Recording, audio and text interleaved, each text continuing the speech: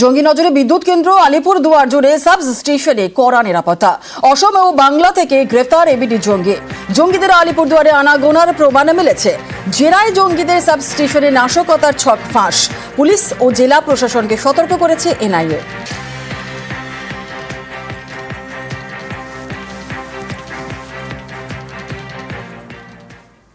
প্রাক্তন এসআইয়ের পর এবার কনস্টেবল।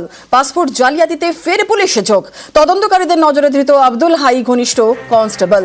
আর কনস্টেবলের মাধ্যমে কারচুপি প্রাক্তন এসআই আব্দুল হাইয়ের। আব্দুল পাসপোর্ট সেকশনে কর্মরত থাকাকালীন কারসাজি। আব্দুলকে জেরা করে কনস্টেবল সম্পর্কে তথ্য। রাডারে থাকা কনস্টেবলের দায়িত্বে রদবদল। সিকিউরিটি কন্ট্রোল অর্গানাইজেশনের রিজার্ভ পুলে সরানো কনস্টেবলকে।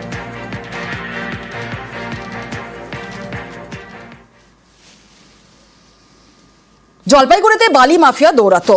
যমুনা নদী থেকে অবাধে চলছে বালি পাচার। স্থানীয়দের দাবি, এভাবে বালি চুরিতে গতিপথ বদলাচ্ছে নদীর গর্ভে যাচ্ছে চাষের জমি থেকে বসত ভিটে।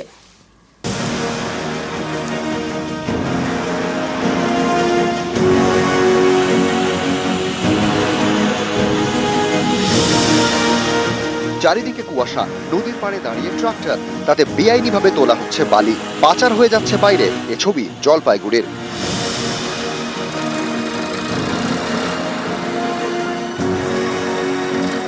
জলপাইগুড়ির গড়ালবাড়ি গ্রাম পঞ্চায়েত এলাকা, পাশ দিয়ে বয়ে গিয়েছে যমুনা নদী।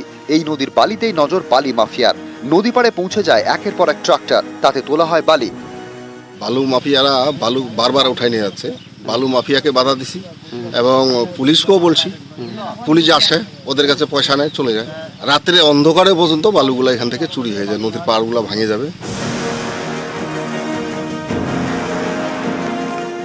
স্থানীয়দের অভিযোগ, এভাবে বালি তুলে নেওয়ায় নদীর গতিপথ বদলে যাচ্ছে। চাষের জমি থেকে বসত বাড়ি সবই চলে যাচ্ছে নদী গর্ভে। চাষেরও জমি ক্ষতি হচ্ছে, এপার ওপার দুই পাশে ভেঙে যাচ্ছে। চা বাগান, বাড়ির জমি যাচ্ছে, চাষের জমি গেছে, অনেক লোকেরই গেছে।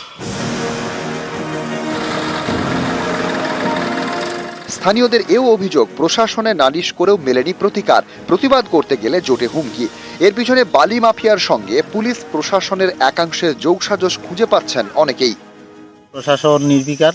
আমরা গাড়ি আটকে রাখলে পুলিশকে ফোন করলে ওরা আইছে, টাকা নিয়ে আবার ছেড়ে দেয়। আমরা চাচ্ছি যে প্রশাসন এটা সুষ্ঠু একটা বন্দোবস্ত করুক, স্থায়ী সমস্যার সমাধান করুক। নদীর গতিপথ অনেকটা হয়েছে, মানুষের জমি ক্ষতি হচ্ছে, ভেঙে যাচ্ছে, বাগান ভেঙে গেছে, প্রচুর ক্ষতি হয়েছে, প্রায় ভেঙে শেষ হয়ে গেছে। আমরা তো চাচ্ছি যে এইভাবে বালিটা যাতে বিক্রি না হয়, তাতে নদীর ক্ষতি হচ্ছে, বাগানের ক্ষতি হচ্ছে।